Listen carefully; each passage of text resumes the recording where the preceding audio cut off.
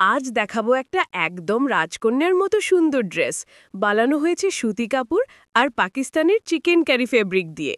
উপরের অংশে আছে নরম সাদা সুতি কাপড়, যা পরতে আরামদায়ক এবং গরমের জন্য একদম উপযুক্ত। কলার আর হাতায় দেওয়া হয়েছে ফুলেল ডিজাইনের প্যাচ ও সুন্দর বফিতা, যা ড্রেসে এনেছে এক মিষ্টি ও এলিগেন্ট লুক। আর নিচের অংশে আছে পাকিস্তানের চিকেন কারি ফেব্রিক, হালকা, নরম আর সূক্ষ্ম কাজ করা। ফুলেল প্রিন্টের রঙিন ছোঁয়ায় পুরো পোশাকটাই হয়ে উঠেছে একদম নজরকাড়া।